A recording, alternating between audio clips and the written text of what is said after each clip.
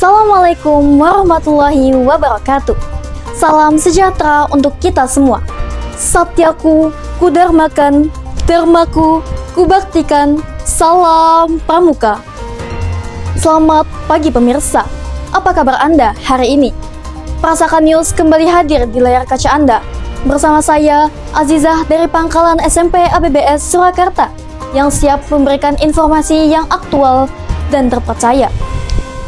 Pemirsa, telah terjadi sejumlah kasus perundungan bahkan sejak usia belia. Perundungan merupakan tindak kekerasan, baik secara verbal maupun fisik, yang biasa dilakukan untuk membuat korban merasa dikucilkan. Dan dampak terburuknya bisa membuat korban stres hingga berpotensi bunuh diri. Dikutip dari tirto.id, kasus perundungan di Indonesia banyak terjadi di beberapa lingkungan yang mencakup pekerjaan, pendidikan, hingga media sosial.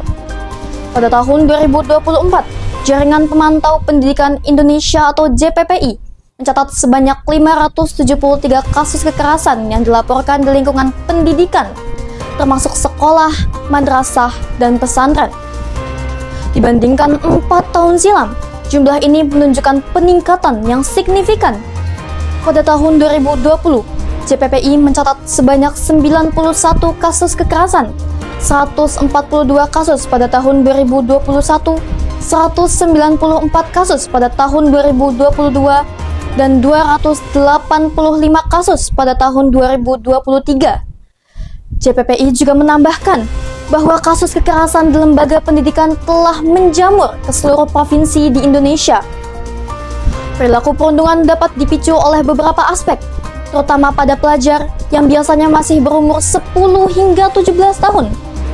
Umur tersebut masih termasuk ke dalam fase pubertas, yang menyebabkan remaja masih labil, mudah tersinggung, serta mudah terbawa emosi. Sifat-sifat ini memicu perlakuan bullying terjadi di lingkungan pelajar. Selain karena faktor pubertas, salah satu faktor yang menyebabkan adanya perundungan adalah faktor perbedaan.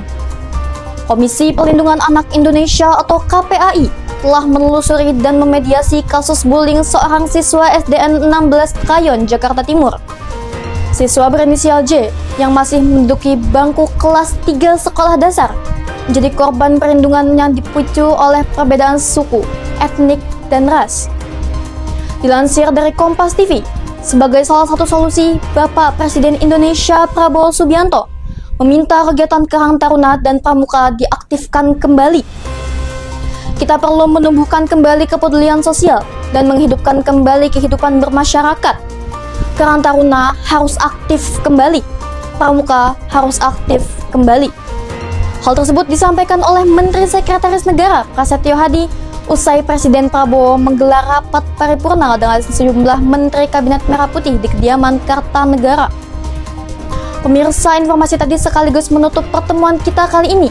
Saya Aziza, sampai jumpa di lain waktu.